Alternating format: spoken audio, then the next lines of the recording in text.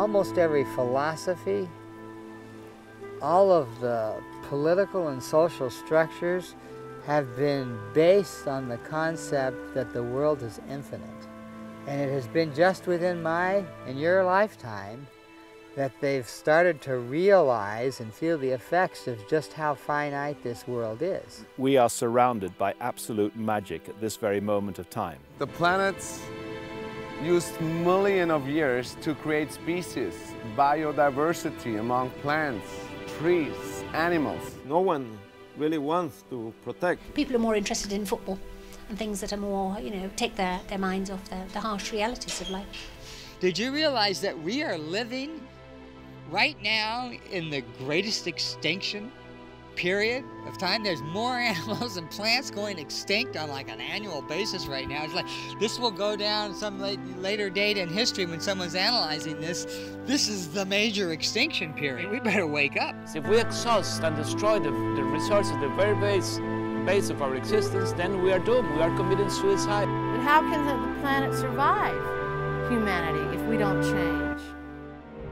Earth, the third planet from our sun, the only known oasis of life within our universe. Almost 7 billion of us share its warmth, its water, its substance with all other life forms. For a split second of its existence, in this fraction of time, we are its custodians. What will our legacy be?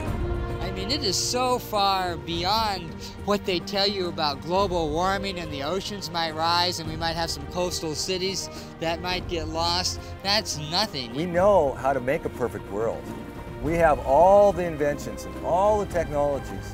It's 2009, we know more than ever, and like science and everything, but in fact we're just not even living our own life. This went way too far and it's going to be a lot of mess to clean up. We can't carry on growing with consumerism. Somebody controls us, and we need to break out of that. There's a point where people are going to say, no more. I can't take this no more. We need to start to look at how we use the resources. We really have to move into a civilization that is zero combustion. Everyone should stand up and scream, stop.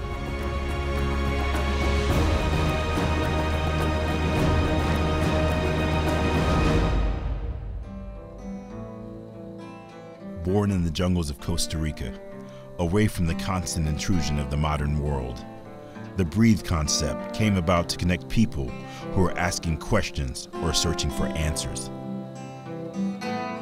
Its objective was not to find answers, but to pose questions.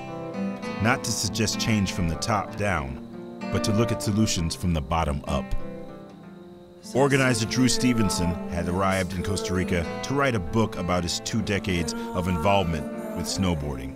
Some might describe him as serious and reserved, but they would probably be in the minority. I had a chance to breathe. That allowed me to start looking at how I was interacting with the world and realizing that my interaction with the world was certainly no better than anyone else's. If you don't look at your own castle first and start to try and change yourself, you're never going to be able to influence change on other people. The Breathe Festival brought together an eclectic group of people who had questions, who were working on answers, or just plain interested. So we threw them into a vibrant ecosystem and introduced them to the programs in the area. Wildlife rescue centers, local surf contest,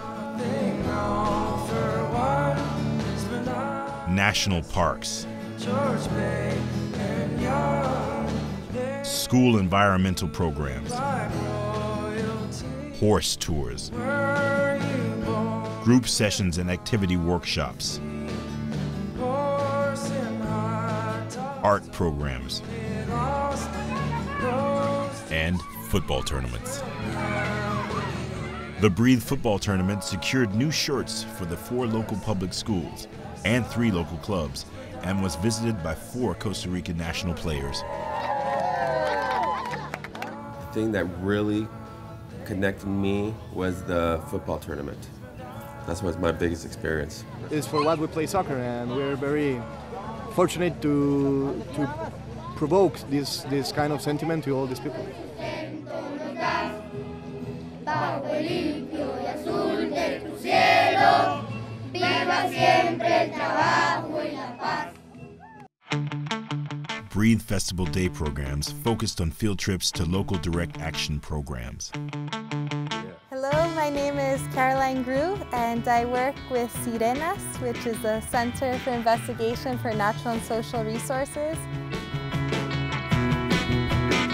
The Ario Ranch, a private reserve north of the Bongo River, demonstrated some of the management, restoration, and reforestation programs in progress.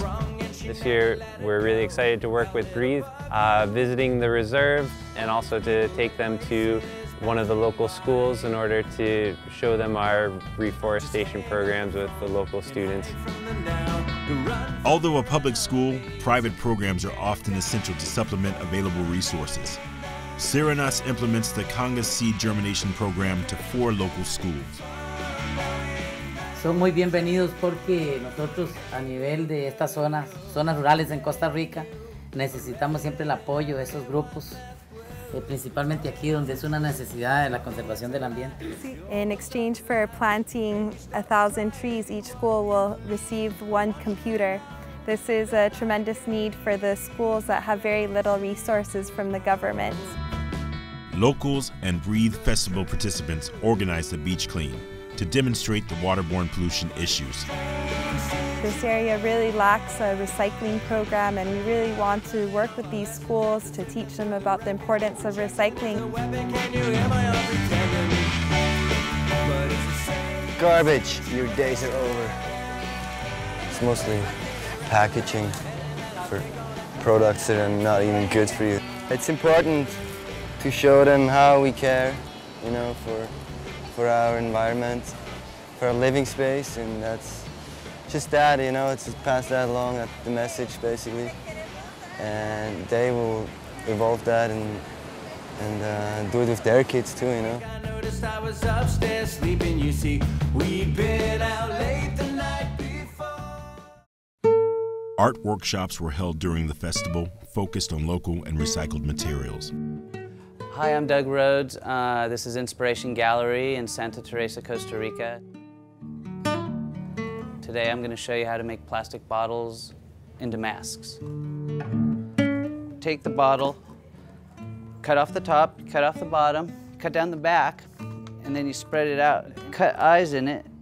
After you finish with cutting all the mask and putting the stuff, you sand it so that the paint will stick. So you can collect the bottles on the beach, anywhere that somebody's throwing them out, and you can make masks out of them, you can sell them, you can give them to your loved ones, and the best thing about it is you can get tourists to take trash home with them.